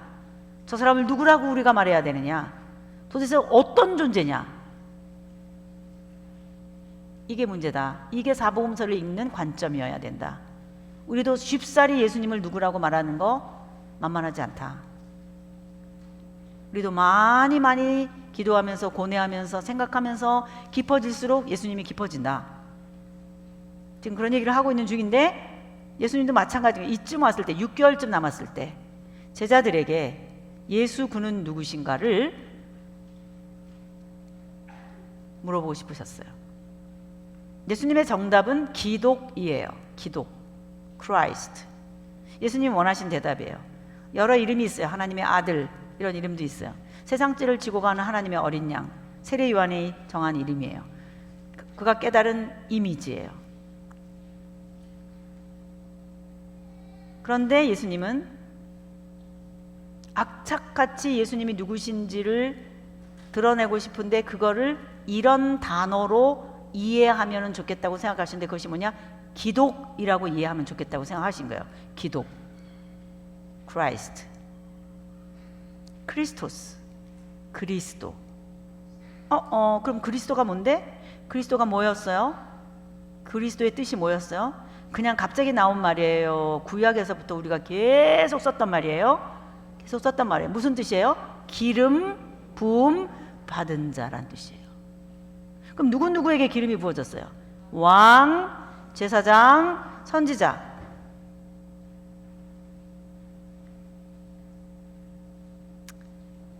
하나님께서 구약에 쭉 일해 오신 방식이 있으셨어요. 그것이 뭐냐? 철학적으로도 인문학적으로도 굉장히 중요한 주제이지만 인간의 자유의지와 하나님의 절대주권. 인간은 인간대로 활동을 하고 생각하고 말하고 움직이는데 그것이 곧 하나님의 뜻이기도 하나님의 절대주권이기도 한 거예요. 이 하나님의 절대주권과 인간의 자유의지의 조화, 이 신비예요. 하나님이 기름을 부어가면서 일을 하세요. 앞으로 네가 왕이 될 거야, 다윗. 기름을 부으셨어요. 왕이 될 때까지 얼마나 일이 많아요. 자기 자유의지를 줬다. 때때로는 사울 왕을 죽일 수도 있었지만 죽이지도 않고, 때때로는 미친 사람처럼 침을 질질 흘리면서 자기 와이프를 때로는 잊어버리면서, 때때로는 죽음의 골짜기를 다니면서 그 왕이 될 때까지 얼마나 그 한 사람의 자유의지 속에서 자기가 결정하기도 하고 자기가 선택하기도 하고 자기가 일하기도 하는 것들이 많이 있어요. 기름을 부은 대로 이 사람은 인생이 가서 뒤에 가서 보니까 하나님의 완전한 절대주권과 인간의 자유의지가 맞아 떨어져 있는 거예요. 하나님이 예언자들을 통해서 예언을 했는데, 다니엘을 통해서 예언을 했는데, 세계사를 바라보니까 정말 신구약 중간시대 이런 제국들이 정말 나타나 있는 거예요. 금, 은, 동, 철의 나라가 정말 있는 거예요. 인간의 자유의지와 하나님의 절대주권의 이 비밀스러운 신비로운 이 조화, 이거를 이루는데 하나님이 그런 방법으로 그거를 이루는데 사용하신 방식이 기름 부으신 일이에요. 기름을 부어가면서 그렇게 하나님이 왕이심을, 하나님이 절대 주권자이심을 하나님이 주권자이심을 선포하신 거예요. 하나님이 일하신 방식이에요. 하나님의 주권을 드러낸 방식이 기름 부으신 거예요. 사람을 통해서 일하신 거예요. 그거를 두고 보래. 사람이 일하는데 하나님의 기름 부으신 것 갖고 일을 하신 거예요. 이 그리스도라는 말을 우리가 이방인인데 구약 성경도 제대로 잘 알지 못하고 읽지도 못하고 이런 처지에 예수님을 그리스도라고 말을 하는 게 쉽겠냐고. 구약을 읽고 또 읽고 구약의 의미가 뭔지 깊이 알아서 하나님의 일에 오신 방식을 우리가 알아야 그것도 알 텐데, 그 용어를 쓰신 건데 예수님이 하필 왜 그 명찰이냐는 거죠. 그리스도. 예수님이 원하신 정답이었거든요. 그래서 여기서 제자들에게 물어봤을 때 우리 다 알고 있죠? 가이사랴 빌립보. 자, 우리 베드로가 뭐라 그랬어요? 주는 그리스도시요 살아계신 하나님의 아들이십니다. 정말 정답 맞죠? 네, 하나님의 아들, 그 다음에 그리스도. 이 말을 우리 입에서 할 수 있으려면 적어도 구약 성경이라고 하는 그 내용을 전제해야만 할 수 있는 말이에요. 이 말 없이는 우리가 심판하시나 구원하실 때 얼마나 이사야 내용도 많이 하고 선지자들도 만나고 이러면서 여기까지 왔냐고.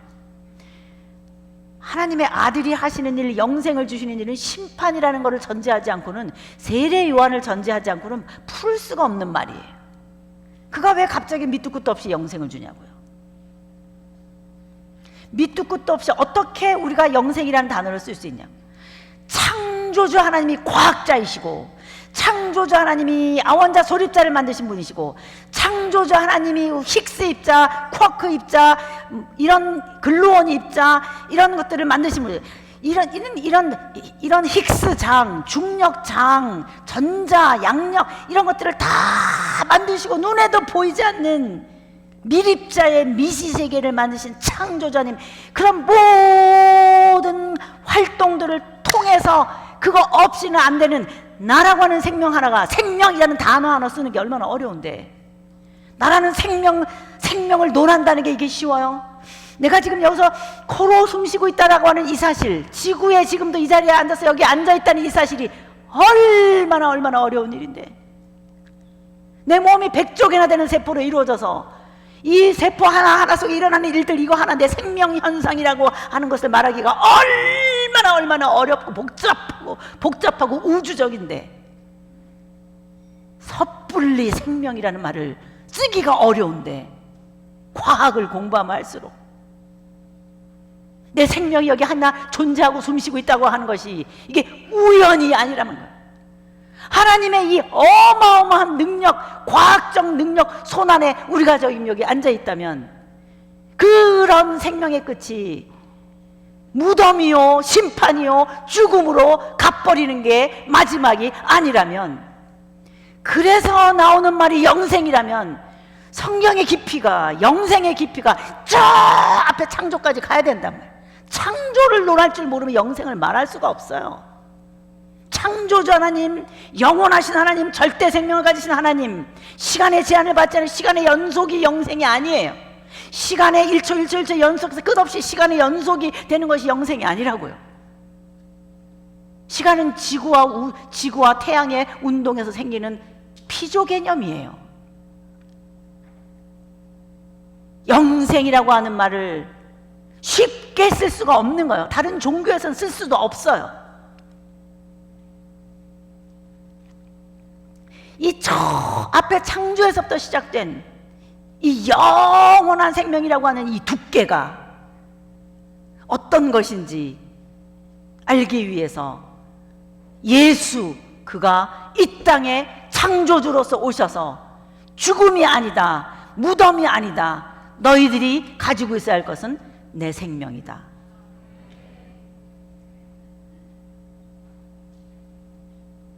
하나님이 주권자로서 그거를 붙들고 일해 오실 때, 그렇게 해 오신 방식이 기름 부어가면서 사람을 통해서 일을 해 오셨는데, 이제 신약에 와서는 누구냐는, 이제 누구에게 기름이 부어지냐는 거예요. 이번에는 이번 그리스도는, 이번 기름 부음 받은 자는 누구냐는 거예요.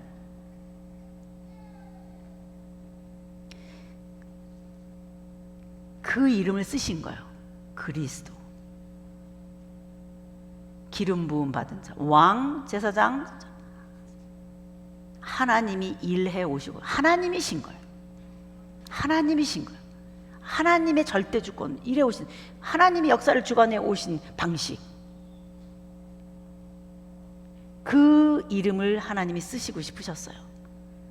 이 땅에 사람의 몸을 입고 오시면서 여러 이름이 있어요. 임마누엘도 있어요. 하나님이 우리와 함께 계시다. 여러 이름이 있어요. 그리스도라는 이름을 쓰기를 원하셨어요. 이해해야 돼요. 우리가 어렵지만 주는 그리스도시요 살아계신 하나님의 아들이십니다. 바요나 시몬의 복이 있도다. 그래서 이 기독론뿐만 아니라 강론을 하고 싶으셨다 그랬는데, 화면을 보시면 지금 여기가 가이사랴 빌립보예요. 가이사랴 빌립보는 조금 관광도시 같은데 약간 설악산 분위기 나고 그러더라고요. 저기 보면은 락, 바위가 보여요. 바위가 멀리 보이시죠? 네, 이게 물도 있지만 여기가 예수님이 이 장소를 MT 장소로, 제자들 마지막으로 이 두 유월절 지나 마지막 제자들 MT까지 은둔하시다가 은둔의 끝, 여기를 잡으신 이유, 광고 하나 하기 위해서라 그랬어요. 광고. 그 다음에 강론하시려고. 자, 이 멀리서 보면 그냥 이렇게 바위지만 가까이 보면 여기가 신전이 있었어요. 가이사라 빌립보에 판신전이라고 있어요. 5만 신전이죠. 뭐 이게 지금 1 동굴, 2, 3이라고 말할 수, 이게 지금 상상도예요. 지금 이렇게 남아 있어요. 1, 2. 두 번째 조금 보이시죠? 건물 모습이 지금도 이렇게 찾아내고 있어요. 일부러 여기를 선택하신 거예요. 가이사라 빌립보. 목적이 있으셨기 때문에. 그것이 뭐냐? 바요나 시모나 복이 있도다. 그러시면서 이 반석 위에 내 교회를 세우겠다 이렇게 말씀하셨어요. 그럴 때 이 반석은 진짜 반석을 가리키는 거예요.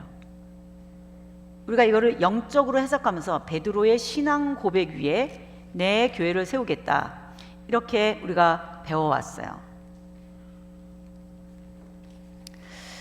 근데 사실은 이게 페트로스, 베드로는 남성 명사 끝에 페트로스여야 해요. 그런데 예수님께서 이 반석 위에 하실 때 이 반석은 페트라예요. 여성 명사로 되어 있고 그것은 진짜 지시대명사. 이 반석, 그거를 가리켜요. 이 반석 위에 내 교회를 세우겠다. 그게 왜 그랬을까요? 진짜 저 반석은 모든 전 세계를 정복하고 왕노릇을 하고 있는 판신전이었던 거예요. 말 그대로 저 판신전 위에 내 교회를 세우겠다예요. 무슨 뜻이에요? 이제 예수님은 사복음서가 지나고 나서 사도행전을 거쳐 완성되는 하나님의 나라인 교회 공동체가 세워지는 이런 과정으로서의 서신서.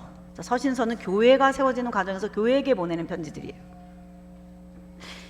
예수님의 방향은 지금 제자들을 세우셔서 제자들을 통해 전 세계에 너로 인하여 모든 민족이 복을 받는 교회 공동체, 즉 새 이스라엘, 새로운 예수님 제자 조직이라고 말해서 했던 비전 스테이트먼트를 제가 말씀드렸던 그 교회, 에클레시아, 새 이스라엘을 바라보시면서 너로 인하여 모든 민족이 복을 받게 되리라 하셨던 그 꿈을 이제 앞으로 사도행전을 통하여 이 제자들, 사도 제자잖아요 지금, 이 제자 조직들을 통해서 이루어질 것을 바라보고 계시는 거예요.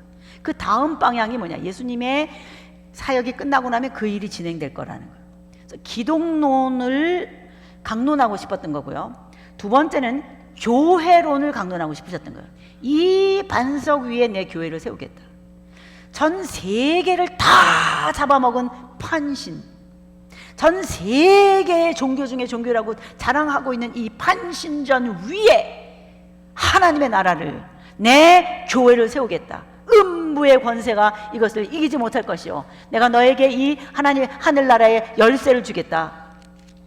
이거를 땅에서 매면은 하늘에서도 맬 것이고, 너희들이 땅에서, 그러니까 열쇠를 열면 이런 뜻이잖아요. 땅에서 맨다 푼다 이게 아니라 그냥 키예요. 키, 열쇠. 열쇠를 여기서 딱 잠그면 하늘에서도 잠겨. 여기서 이게 교회의 권위예요. 교회는 이런 곳이라는 거예요. 여러분 지금 태화 교회가 어마어마한 조직인 거예요. 하나님의 나라의 현현이에요. 하나님의 왕권을 드러내고 있는 하나님의 조직의, 하나님의 몸의, 하나님의 몸이에요. 하나님의 몸이에요. 이게 하나님이에요. 그래서 어떤 음부의 권세도, 세상에서 가장 힘이 센 로마 제국도 이기지 못할 것이다 라고 하는 걸 보이기 위해서 일부러 이 장소를 선택한 거예요.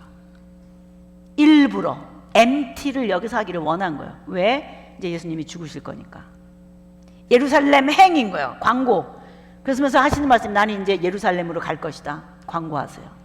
21절에서 16장 21절에서 마태복음, 나는 이제 예루살렘으로 간다. 이게 예루살렘 행이에요. 순환 고지라는 어려운 용어를 쓰는 게 저는 별로 마음에 안 들어요. 순환 고지, 이제 가서 순환을 당한다, 이 정도가 아니라 예루살렘 행을 말하는 것이고, 이건 아주 오랜만에 예루살렘을 가시는 거예요. 이제까지 갈릴리만 계시다가 드디어 클라이막스가 오는 거예요. 그래서 이거를 광고하는 거는 큰 일이었어요. 따라하겠습니다. 예루살렘 행. 절대로 안 됩니다. 왜 거기 가서 죽으십니까? 그래, 너희도 네 십자가를 지고 따라와라. 이게 지금 여기서 나오는 말이에요. 그러시면서 여기서 기독론, 교회론뿐만 아니라 종말론까지 얘기하세요. 그래서 저는 이 부분이 중요하다고 생각해요. 성경의 그 다음 방향을 여기서 다 말씀하고 계세요. 기독론, 교회론, 종말론, 요한계시록까지. 정말 예수님께서 하늘의 권세를 가지고 올 뿐인 것을 보여주기 위해서 엿새 뒤에 베드로와 야고보와 요한을 데리고 따로 변화산에 올라가서 그 다음에 이어지는 내용이에요. 여기에 이어지는 내용이에요. 이 MT에 이어지는 내용이에요. 그래서 완전히 요한계시록 경험을 하게 하세요. 사도 요한이 이 경험이 한 번 있었기 때문에 죽은 자와 같이 거꾸로 엎드려져서 초막셋을 여기서 짓고 싶습니다 베드로가 얘기하고 하는 이 요한계시록적 그 입문을 여기서 먼저 했기 때문에 아마 모름지기 사도 요한이 반모섬에서 하나님의 예수님의 음성이 들리고 인자 같은 이가 나타나고 많은 물소리 같은 거 나타나고 죽은 자와 같이 거꾸로 엎드러지고 그런 상황에서 이 하나님이 예수님이 보여주시는 것을 볼 수 있지 않는가 생각해요. 이미 한번 경험이 있어요. 그래서 저는 이 부분이 중요하다고 생각해요. 가이사랴 빌립보 MT To be continued.